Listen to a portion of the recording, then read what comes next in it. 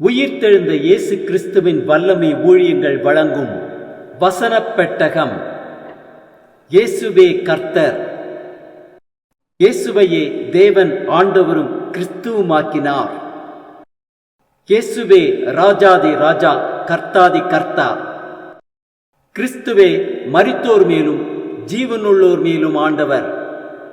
கிறிஸ்துவே போதகரும் ஆண்டவருமாயிருக்கிறார். வசனப் பெட்டகத்தின் இன்றைய தின கருப்பொருள் கடன். துன்மார்க்கன் கடன் வாங்கி செலுத்தாமற் போகிறான், நீதிமானோ இறங்கிக் கொடுக்கிறான். கடனை குறித்ததான வேத வசனங்களை பார்க்கலாம். ரோமர் 13:7 வாசிக்கிறோம், ஆகையால் யாவருக்கும் செலுத்த வேண்டிய கடமைகளை செலுத்துங்கள். எவனுக்கு வரியை செலுத்த வேண்டியதோ அவனுக்கு வரியையும், எவனுக்கு தீர்வை செலுத்த வேண்டியதோ அவனுக்கு தீர்வையும் செலுத்துங்கள். எவனுக்கு பயப்பட வேண்டியதோ அவனுக்கு பயப்படுங்கள். எவனை கனம் பண்ண வேண்டியதோ அவனை கனம் பண்ணுங்கள். ரோமர் 13:8 வாசிக்கிறோம், ஒருவரில் ஒருவர் அன்பு கூறுகிற கடனே அல்லாமல் மற்றொன்றிலும் ஒருவனுக்கும் கடன் படாதிருங்கள். பிறனிடத்தில் அன்பு கூறுகிறவன் நியாயப்பிரமாணத்தை நிறைவேற்றுகிறான். லூக்கா 6:30 வாசிக்கிறோம், உன்னிடத்தில் கேட்கிற எவனுக்கும் கொடு, உன்னுடையதை எடுத்துக் கொள்ளுகிறவனிடத்தில் அதை திரும்ப கேளாதே.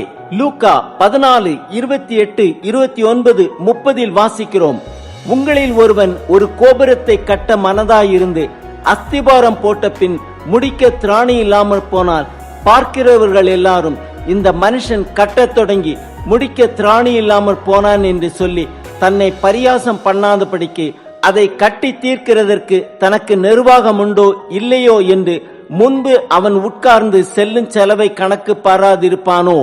உபாகமம் 15:6 வாசிக்கிறோம், உன் தேவனாகிய கர்த்தர் உனக்கு சொன்னபடி உன்னை ஆசீர்வதிப்பதனால் நீ அநேக ஜாதிகளுக்கு கடன் கொடுப்பாய், நீயோ கடன் வாங்குவதில்லை.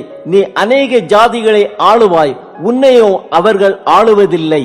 நீதிமொழிகள் 22:7 வாசிக்கிறோம், ஐஸ்வர்யவான் தரித்திரனை ஆளுகிறான், கடன் வாங்கினவன் கடன் கொடுத்தவனுக்கு அடிமை.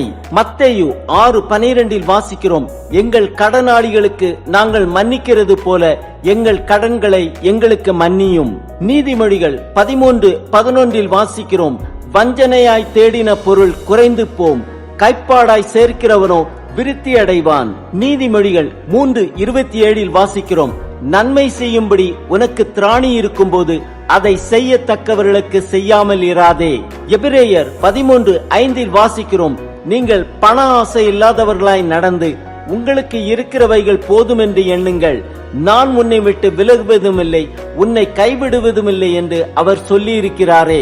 மத்தேயு 6:24 வாசிக்கிறோம், 2 எஜமான்களுக்கு ஊழியம் செய்ய ஒருவனாலும் கூடாது, ஒருவனை பகைத்து மற்றவனை சிநேகிப்பான், அல்லது ஒருவனை பற்றி கொண்டு மற்றவனை அசட்டை பண்ணுவான். தேவனுக்கும் உலக பொருளுக்கும் ஊழியம் செய்ய உங்களால் கூடாது. பிரசங்கி 5:5 வாசிக்கிறோம், நீ நேர்ந்து கொண்டதை செய்யாமற் போவதை பார்க்கிலும் நேர்ந்து கொள்ளாது இருப்பதே நலம். நீதிமொழிகள் 21:5 வாசிக்கிறோம், ஜாக்கிரதை உள்ளவனுடைய நினைவுகள் செல்வத்துக்கும் பதறுகிறவனுடைய நினைவுகள் தரித்திரத்துக்கும் ஏதுவாகும். ஆம், துன்மார்க்கன் கடன் வாங்கி செலுத்தாமற் போகிறான், நீதிமானோ இறங்கிக் கொடுக்கிறான். பண ஆசை இல்லாதவர்களாய் நடந்து நமக்கு இருக்கிறவைகள் போதும் என்று எண்ணுங்கள், நான் உன்னை விட்டு விலகுவதுமில்லை உன்னை கைவிடுவதுமில்லை என்று அவர் சொல்லி இருக்கிறாரே.